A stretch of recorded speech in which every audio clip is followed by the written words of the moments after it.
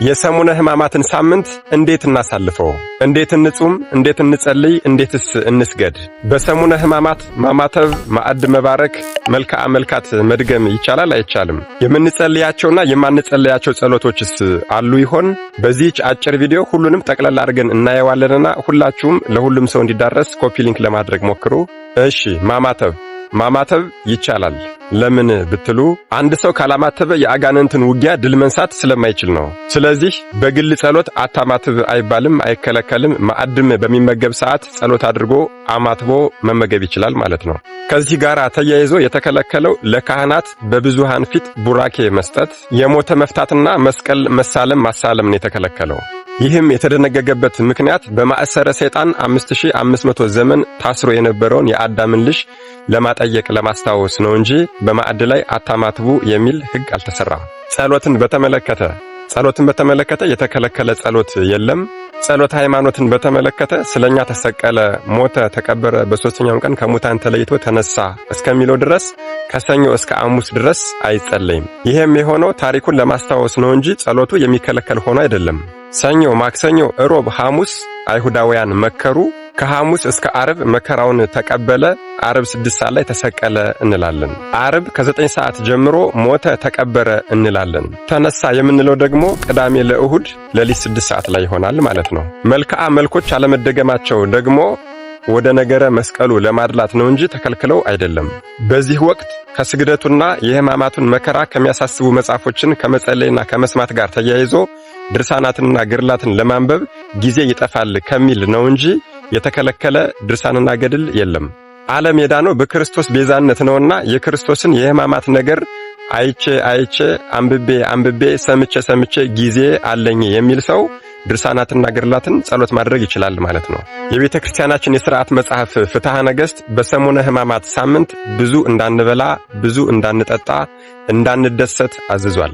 እስከ ምሽቱ 1 ሰዓት እየጾምን በቆሎ ወይም ደግሞ ቂጣ በጨው እየበላን ጾሙን እንድናሳልፍ ታዝዘናል። ሰሙነ ሕማማት ይቅርታን፣ ምሕረትን የምናገኝበት ከጨለማ ወደ ብርሃን የምንወጣበት ስለሆነ በዚህ ሳምንት እጅግ በጣም እንድንተጋ አባቶቻችን አዝዘውናል። ከሰኞ እስከ ዓርብ ባለው 5 ቀን ውስጥ 6666 ስግደት እንሰግዳለን። በአንድ ላይ ካህናቱ ያዘዙንን እየተቀበልን የምንሰግዳቸው ስግደቶች ብዛታቸው በጌታችን የግርፋት መጠን ልክ 6666 ይሆናሉ። ይህንን እንግዲህ በ5 ስታካፍሉት ወደ አንድ ሰው በቀን ማለትም ደግሞ ሰኞ ቀን ብቻ ማክሰኞ ቀን ብቻ እያልን ስናስለው ከ1300 በላይ ስግደት ይሰግዳል ማለት ነው። በዚህ በሰሙነ ሕማማት ሳምንት የሚነበበውን ግብረ ሕማማት ለመስማት ፍትሐ ነገሥት የ6 ወር ጎዳና ተጉዛችሁ ቢሆን ግብረ ሕማማት የሚባለው መጽሐፍ ንባብ እንዳያመልጣችሁ ብሎ አዝዟል። የ6 ወር ጎዳና በእግር ተጉዛችሁ ቢሆን ይሄ ግብረ ሕማማት የሚባለው ጸሎት ወይም ደግሞ ንባብ እንዳያመልጣችሁ ብሎ አዝዟል። ቤተ ክርስቲያን መሄድ የማይችሉ እህትና ወንድሞች፣ አረብ ሀገር፣ ውጭ ሀገር ያሉ እህትና ወንድሞች እንዴት መስገድ ይችላሉ ያልን እንደሆነ መዝገበ ጸሎት ላይ ሕማማተ መስቀል እና የሰሙነ ሕማማት ሥርዓትና ስግደት የሚል መመሪያ አለ።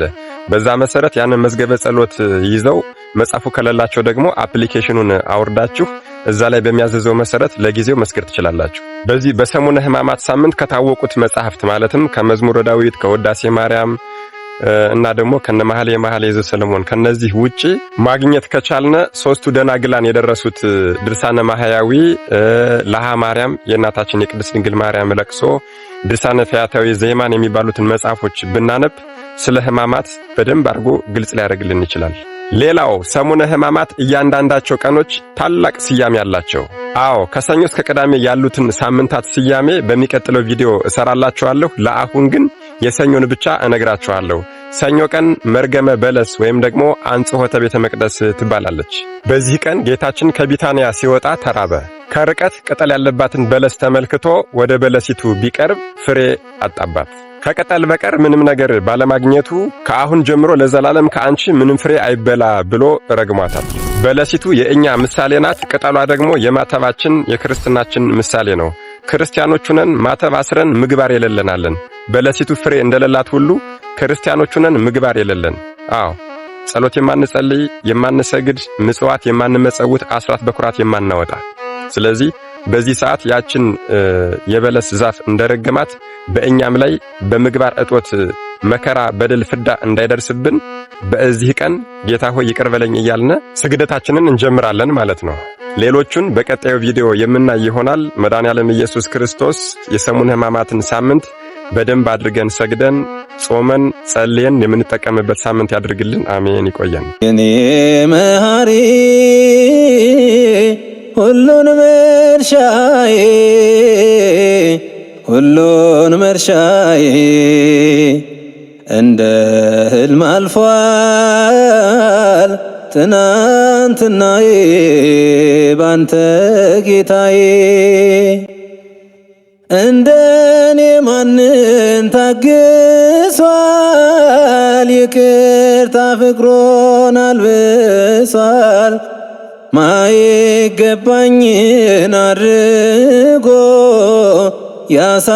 ያሳለፈልኝ ሸሽጎ መልካም ነው ለኔስ መልካም ጸጋው ያገዘኝ ሲደክም ሞትኩኝ ስለ ምሕረት ደርቦ አቆመኝ በሕይወት አስውቦ የኔ መሐሪ ሁሉን መርሻዬ ሁሉን መርሻዬ እንደ ሕልም አልፏል ትናንትናዬ ባንተ ጌታዬ። የኔ መሐሪ ሁሉን መርሻዬ ሁሉን መርሻዬ እንደ ሕልም አልፏል ትናንትናዬ ባንተ ጌታዬ። እንደኔ ማንን ታግሷል ይቅርታ ፍቅሮን አልብሷል። ማይገባኝን አድርጎ ያሳለፈልኝ ሸሽጎ መልካም ነው ለኔስ መልካም ጸጋው ያገዘኝ ሲደክም ሞትኩኝ ስለ ምሕረት ደርቦ አቆመኝ በሕይወት አስውቦ የኔ መሐሪ